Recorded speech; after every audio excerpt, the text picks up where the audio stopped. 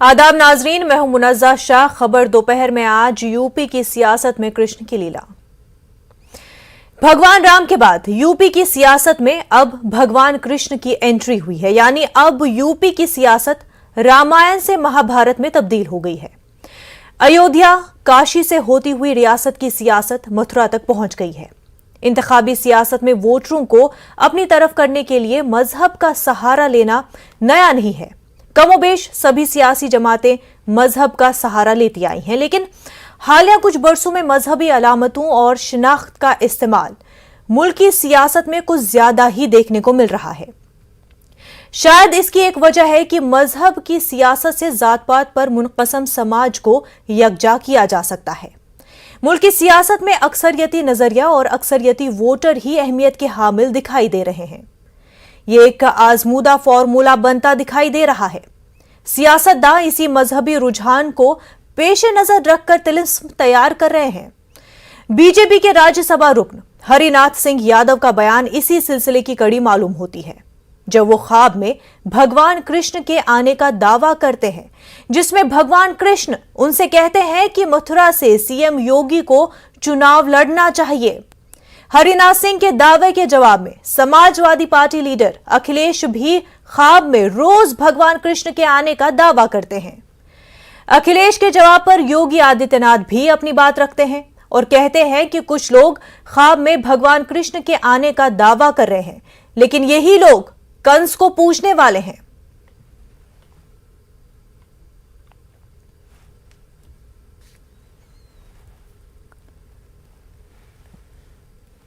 मजीद इस पर बात करने के लिए हमारे साथ ऋषि मिश्रा, पॉलिटिकल एनालिस्ट, जुड़ चुके हैं। BJP spokesperson Shubhendu Shekhar Awasthi ji जुड़ चुके हैं। साथ ही साथ सपा स्पोक्स पर्सन राजकुमार भट्टी साहब भी हमारे साथ जुड़ चुके हैं। खैर मकदम है तीनों का आपका न्यूज 18 उर्दू पर। सबसे पहले राजकुमार भट्टी साहब, आपसे जानना चाहेंगे, क्या अखिलेश यादव के पास, क्या सपा के पास ऐसे कोई काम गिनवाने के नहीं है कि कृष्ण भगवान का सहारा लेना पड़ रहा है?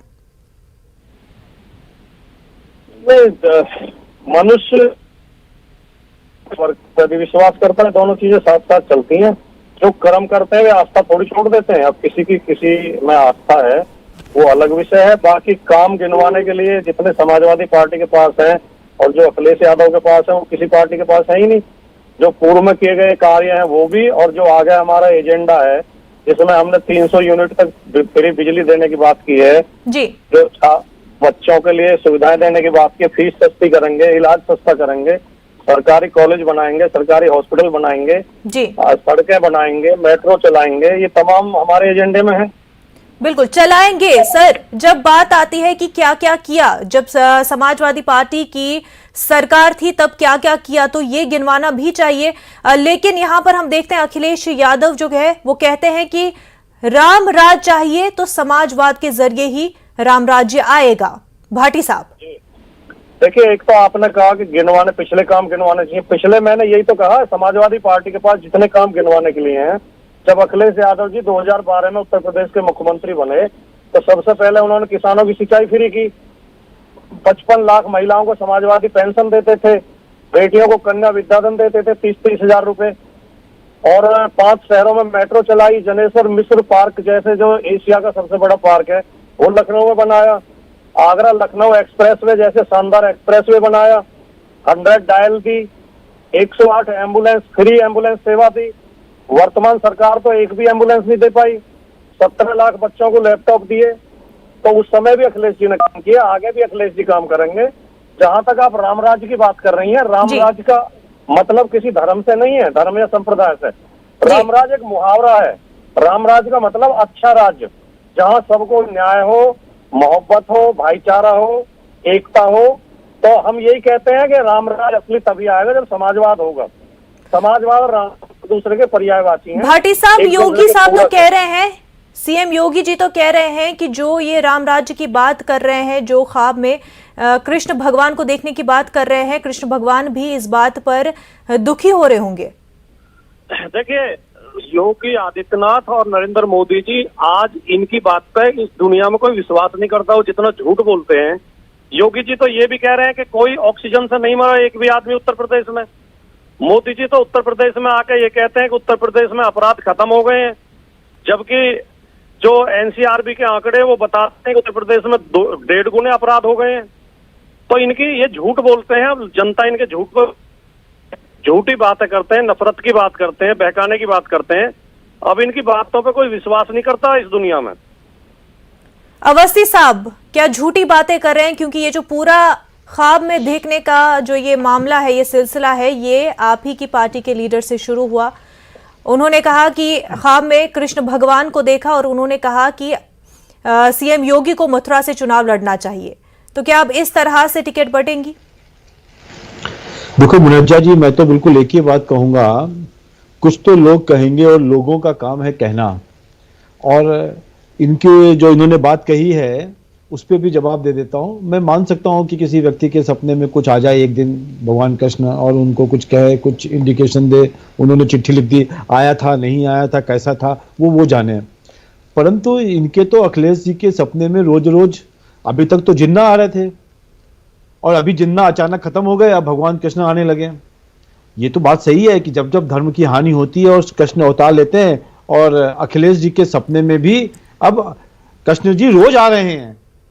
तो मेरा ये कहना है कि एक दिन सपने में आ जाए, कोई समझ में आता है, कोई बहुत बड़ा वैज्ञानिक हो, बहुत बड़ा पुजारी हो, उनको लगता है भगवान कृष्ण मेरे सपने में आए, उनको ऐसा कहा गया। पर मैं ये सब बातों को अखिलेश जी के मुंह से अच्छा नहीं लगता है। जहां पे बातें विकास की बात करनी हो, मैं सुबह से लेकर शाम पार्टी तक। के लीडर अगर बोले तो उनसे जो है उनके मुख से ये बात सही लगती है, लेकिन अगर दूसरी पार्टी के लीडर कहे तो वो सही नहीं। ये बात भी तो दुरुस्त नहीं है। इस पर आपका जवाब जरूर चाहेंगे अवस्थी साहब, इस बात पर आपका रिएक्शन जरूर चाहेंगे, लेकिन उससे पहले अखिलेश यादव ने क्या कुछ कहा और उसके जवाब में सीएम योगी ने क्या कुछ कहा, नाजरीन को सुनाते हैं। रात में हम पे आए थे, रात में हमारे सपने में आए थे भगवान कृष्ण जी, कह रहे थे आपकी सरकार बनने वाली है। और एक बार नहीं आए, हर दिन आते हैं, हर दिन। कोई दिन ऐसा नहीं जिस दिन भगवान हमारे सपनों में ना आकर के कहते हो कि आपकी सरकार बनने जा रही है। इनके तो पत्र पे लिखा है, हमें हर दिन सपनों में आते हैं। जब यहाँ पर हम इस पावर प्रोजेक्ट का स्वयं उपस्थित होकर के लोकार्पण कर रहे हैं, कुछ लोगों को लखनऊ में सपने आ रहे होंगे और उनके सपने में भगवान कृष्ण आ रहे होंगे और कह रहे होंगे कि अरे अपनी नाकामयाबियों पर अब तो रो जाओ, जो कार्य तुम नहीं कर पाए वह बीजेपी की सरकार ने कर दिया है। भगवान कृष्ण आज उनको कोस रहे होंगे, और इसलिए कोस रहे होंगे क्योंकि भगवान कृष्ण ने उनको यह भी जरूर कहा होगा कि जब तुम्हें सत्ता मिली थी तब मथुरा, वृंदावन, बरसाना, गोकुल, बलदेव के लिए कुछ नहीं कर पाए। तो आपने सुना कि अखिलेश यादव ने क्या कुछ कहा और सीएम योगी ने क्या कुछ कहा। भाटी साहब, सीएम योगी का कहना कि ख्वाब में आए होंगे तो ये भी कहा होगा कि वृंदावन के लिए, मथुरा के लिए क्या कुछ किया। यादव जी के कार्यकाल में मथुरा, अयोध्या और बनारस के विकास के लिए बहुत काम हुआ। अयोध्या को अगर नगर निगम का दर्जा दिया तो श्री अखिलेश यादव जी ने दिया। मथुरा में बहुत विकास किया, लेकिन हम विकास पे ही हमारी नजर होती है। ये विकास कोई काम भी करेंगे उसे भी सांप्रदायिक रंग देते हैं, उसे भी धार्मिकता से जोड़ते हैं, उसे भी आस्था से जोड़ देते हैं। सभी जोड़ रहे हैं भाटी साहब, सभी सियासी पार्टियां जो है जोड़ रही हैं अपनी रैलियों की स्पीचों में, जो है हर चीज को धर्म से कहीं ना कहीं जोड़ रही है। नहीं, हम धर्म से बिल्कुल नहीं जोड़ते। हम सांप्रदायिकता की राजनीति नहीं करते, जातिवाद की राजनीति नहीं करते। हमारे लिए सभी धर्म के नागरिक भारत के नागरिक हैं, उत्तर प्रदेश के नागरिक हैं। हमारी जो भी योजना होगी सबके लिए होगी, सबको लाभ मिलेगा उसका। हम धर्म देख के, जाति देख के, रंग देख के हम निर्णय नहीं लेते, हमारी पार्टी निर्णय नहीं लेती। अवस्थी साहब, क्या बीजेपी ही वो पार्टी है जो धर्म देख के सियासत कर रही है, जो यूपी के चुनाव को जो है धर्म के नाम पर और भगवान के नाम पर लड़ने जा रही है?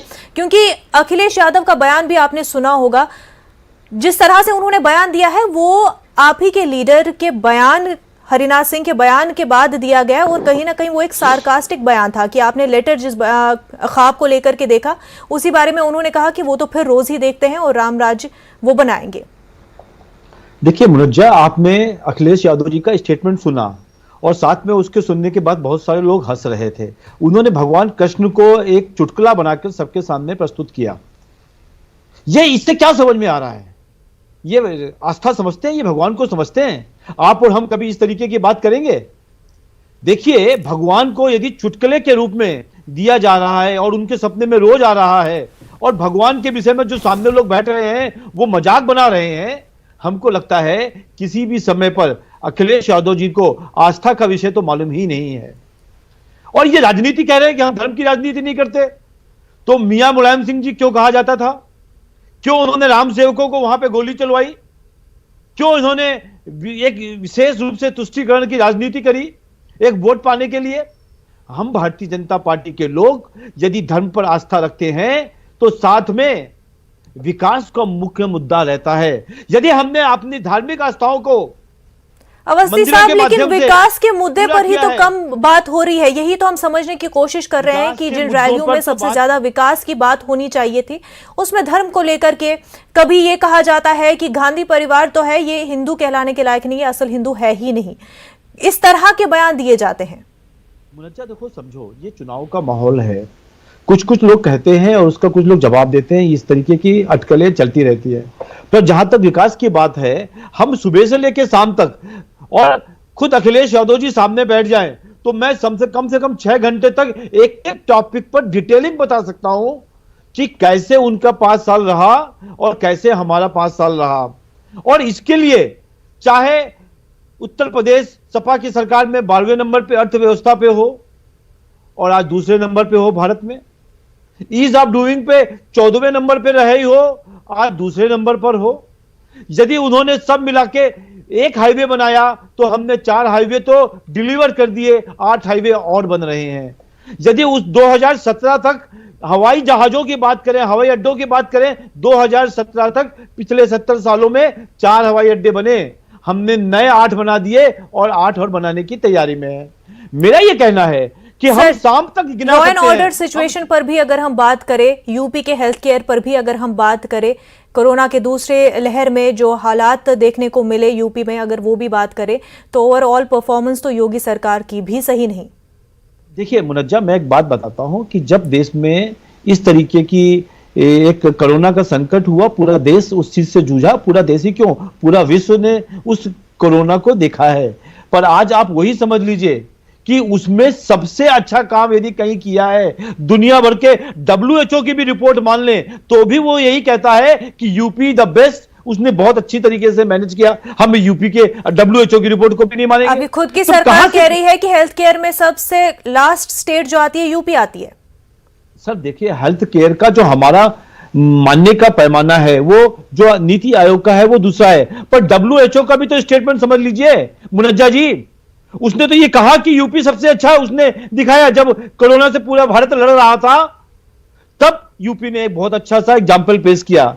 जहां तक सर इसके अलावा भी कई रिपोर्ट आई थी जहां पर कई जो दूसरी लहर के दौरान कई प्रोग्राम हुए उस पर भी काफी क्रिटिकल एनालिसिस हुए थे। तो अगर देखने को आए तो सारे ही पहलुओं पर देखना पड़ेगा। भाटी साहब ये बता दें कि क्या अब आस्था के नाम पर भी मजाक किया जाना चाहिए?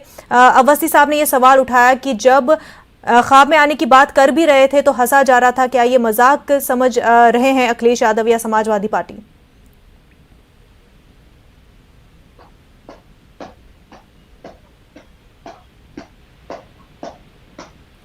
भाटी साहब, आप तक हमारी आवाज पहुंच पा रही है? उनसे जुड़ने की कोशिश करेंगे। हमारे साथ ऋषि मिश्रा साहब भी जुड़े हुए हैं। ऋषि मिश्रा साहब, ये जो चुनावी माहौल है और चुनावी माहौल में जिस तरह के बयान दिए जा रहे हैं और खास तौर से अब कृष्ण भगवान का नाम लेकर सियासत की जा रही है, इसको किस तरह से समझा जाए?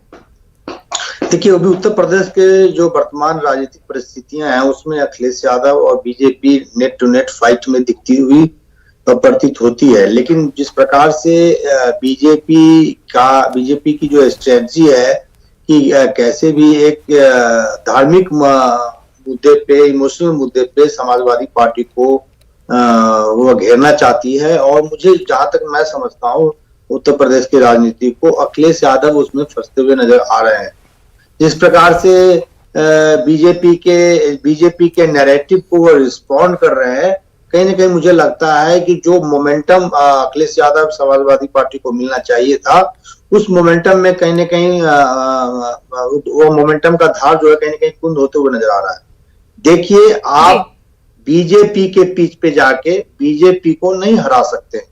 बीजेपी के पैटर्न फॉलो करके बीजेपी को किसी भी चुनाव में आप मात नहीं दे सकती है। अखिलेश यादव को आज उत्तर प्रदेश में सबसे बड़ा मुद्दा बेरोजगारी और महंगाई का है। जी, अखिलेश यादव को बेरोजगारी और महंगाई पे वर्तमान सरकार को घेरना चाहिए। आपको याद होगा, बिहार में तेजस्वी यादव जब बिहार में चुनाव हो रहे थे तो आरजेडी कहीं भी फाइट में नहीं दिख रही थी, जितने भी सर्वे दिखाए जा रहे थे। लेकिन जब से तेजस्वी यादव ने 10 लाख लोगों की नौकरी देने की बात की, रोजगार की बात की, बिहार का माहौल बदल गया। उसी तरह अखिलेश यादव को उत्तर प्रदेश में रोजगार और महंगाई को मुद्दा बनाना चाहिए, जो आम लोगों से जुड़ा हुआ है। नंबर 1। नंबर 2, उत्तर प्रदेश में उसी पार्टी को सत्ता मिलता है जो पिछड़ी जातियों को अपने पक्ष में करती है। चाहे आप 2007, 2012, 2017 के चुनावों को विश्लेषण करेंगी तो आपको ये अंदाजा होगा कि चाहे मायावती जी हो, अखिलेश यादव हो या बीजेपी 2017 में हो, पिछड़ी जाति की गोलबंदी ने कहीं न कहीं इन पार्टियों को सत्ता में लेके आई। अखिलेश यादव जितने अति पिछड़े और पिछड़ी जातियों को अपने पक्ष में जोड़ेंगे, उनका वो मुख्य लड़ाई में आते हुए दिखेंगे। और वर्तमान परिस्थिति में अखिलेश यादव कहीं 1-to-1 फाइट देने के टक्कर में आ रहे हैं। वो कहीं ना कहीं छोटी छोटी जातियों को उन्होंने जोड़ा है, उससे उनके लड़ाई में मोमेंटम मिला है। सवाल उठता है कि और अखिलेश यादव से एक मिस्टेक और ये हो रही है कि जो गैर जाटव दलित है, जो बीजेपी 2017 में बीजेपी के पाले में चले गए थे, उसको अपने पाले में लाने के लिए अभी मुझे नहीं लगता है कोई ऐसा काम करते हुए दिख रहे हैं। तो मेरा ओवरऑल कहना है कि अखिलेश यादव बीजेपी के पिच पे जाकर यदि बैटिंग करेंगे तो हो सकता है वो क्लीन बोल्ड हो। और मैंने बीजेपी के राज प्रवक्ता को सुन रहा था, यूपी में बहुत से डेवलपमेंट हुए हैं, तो डबल इंजन की सरकार होते हुए भी जो नीति आयोग ने रिपोर्ट उत्तर प्रदेश के डेवलपमेंट को लेकर कहा है और बताया है, उससे तो मुझे नहीं लगता है कि कई ऐसे पैमाने हैं जिसमें उत्तर प्रदेश आज भी 28 राज्यों की तुलना में सबसे निचले पायदान पे है। चाहे वह ह्यूमन डेवलपमेंट इंडेक्स हो, पॉवर्टी पे, और बिहार झारखंड के बाद आप तीसरे नंबर पे है। ह्यूमन डेवलपमेंट इंडेक्स में आप नीचे से बिहार के बाद दूसरे नंबर पे है। हेल्थ में ले लीजिए, एजुकेशन में ले लीजिए। तो ये कहीं ना कहीं इस मुद्दा को कहीं ना कहीं अखिलेश यादव को कैच करना चाहिए। लास्ट में मैं कहूंगा, एक कास्ट सेंसस की बात की जा रही थी, अखिलेश यादव क्यों नहीं उस मुद्दा को उठा रहे? क्योंकि बीजेपी उस मुद्दे पे बैकफुट पे है। अति पिछड़ी जातियों की जनगणना की बात कही जा रही थी और अखिलेश यादव एक ओबीसी चेहरा है, उसके बावजूद भी इस मुद्दे को वो कैच नहीं कर पा रहे हैं या अपने चुनावी सभा में उठा नहीं पा रहे हैं, बीजेपी पे प्रेशर नहीं बना पा रहे हैं। ये कहीं ना कहीं उनका एक मिस्टेक है। यदि इन सभी बातों को अखिलेश यादव लेके जाए तो कहीं ना कहीं बीजेपी के लिए परेशानी हो सकती है। बिल्कुल। अवस्थी साहब, आपने ऋषि मिश्रा साहब को सुना होगा और आप क्योंकि डेवलपमेंट की बात कर रहे थे कि क्या कुछ काम योगी हुकूमत ने किए हैं, वहीं नीति आयोग की रिपोर्ट का हवाला देते हुए ऋषि मिश्रा साहब ने कई ऐसी चीजें गिनवाई कि यूपी सरकार कहां नाकाम रही। क्या यही वजह समझे कि इतनी नाकामियां हुई, इतने फेलियर हुए, इस वजह से भगवान कृष्ण का नाम लेना पड़ रहा है? नहीं, देखो, दो चीजें बिल्कुल अलग है मुनज्जा जी। जैसे मिश्रा जी कह रहे हैं, मैं उनको बताना चाहता हूं, उत्तर प्रदेश में 2017 तक पिछले की सभी सरकारों को जोड़ दे रहा हूं, केवल मेडिकल कॉलेज की संख्या 12 थी, इस समय पर 68 है। मैं उनको समझाने की कोशिश कर रहा हूं कि केवल 36 जिलों में वेंटिलेटर थे, 1, 2 या 10, पर अब इस समय पर सभी जिलों पर, अभी आ रहा हूं मैं उस पर भी, 2 मिनट वेट कर लीजिए, सभी जिलों पर लगभग 100 से ज्यादा वेंटिलेटर सरकारी हॉस्पिटल्स में हैं।